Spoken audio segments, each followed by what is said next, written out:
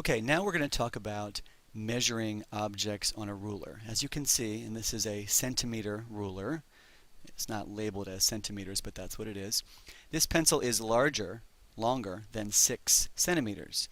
So we're not able to say it's 7 centimeters. It's definitely 6 point something. And that's where the estimated digit comes in.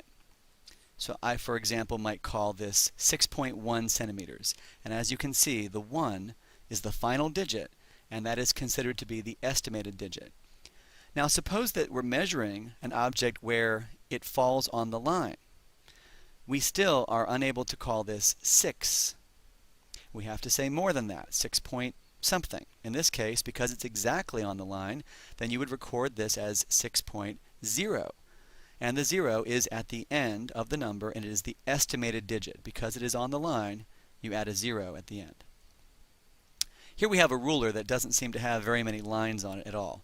But it illustrates the point that I would like to make about how you add an estimated digit. In this case, to record the length of the pencil based on the lines of the ruler, we know it's going to be somewhere between 0 and 10. And that's all we know. Maybe it's 6 centimeters, maybe it's 7 centimeters. Could we say 6.5 centimeters? And the answer is no. Every line on this particular ruler is worth 10 centimeters. So you would estimate to the ones place. You estimate 1 power of 10 smaller than what the lines are worth. So in this case, we could say 6, we could say 7, but that's all we could do. Now suppose we have a ruler in which every line that's printed on the ruler is worth 1 centimeter. We can estimate to the 10th place. So perhaps you might call this 6.7, or perhaps you might call this 6.8. Could we say that this ruler gives us a measurement of 6.75? And again, the answer is no, because every line is worth 1 centimeter, so we can only put the estimated digit 1 power of 10 smaller than what these lines are worth.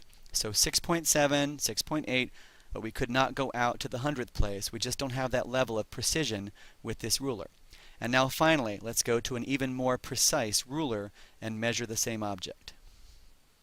So, as you can tell, this ruler has every line is worth 0.1 centimeters. I'm going to give you a close-up of expanding what that looks like.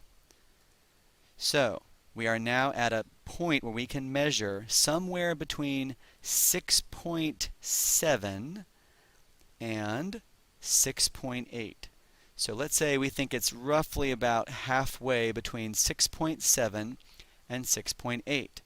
You might say that the measurement is 6.75 or perhaps 6.76, but the final digit, whatever that number is the estimated digit. And because every line was worth 0.1 centimeters, the estimated digit was 1 power of 10 smaller than that particular measurement. So we go out to the 100th place. Okay, now let's consider some examples where the length of the object, in some cases, is exactly on the line. Remember, we mentioned that we're going to have to add a 0.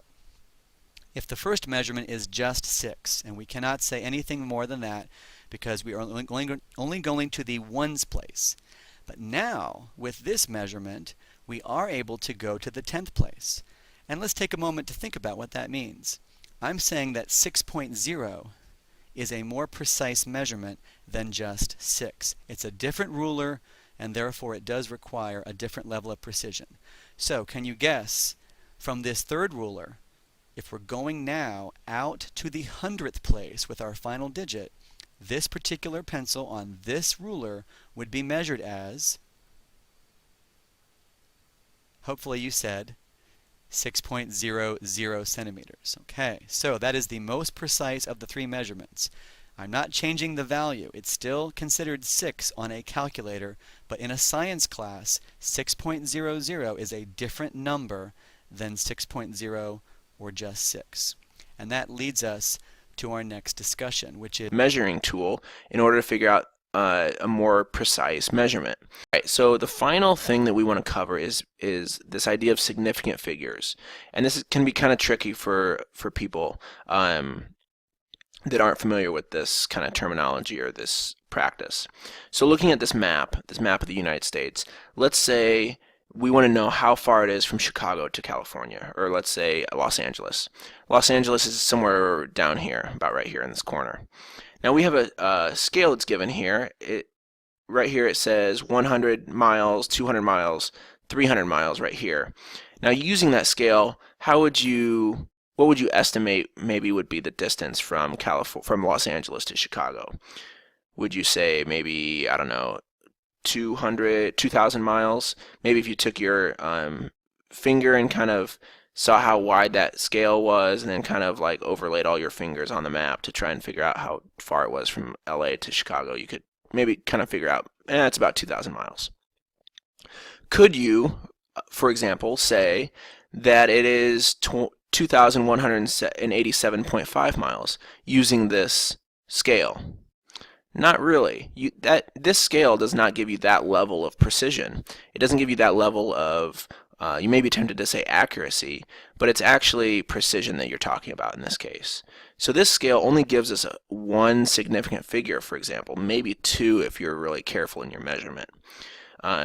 You would have to have a much more accurate, a much more precise measuring tool in order to figure out a more precise measurement. So that's where Google comes in.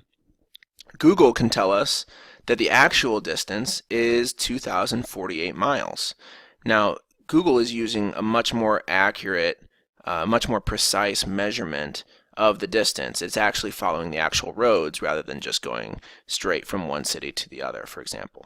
Okay, so the measuring tool that you're using depends or has huge impact on how many significant figures, how many digits you can be sure of in your measurement. So in this case we have 4 significant figures.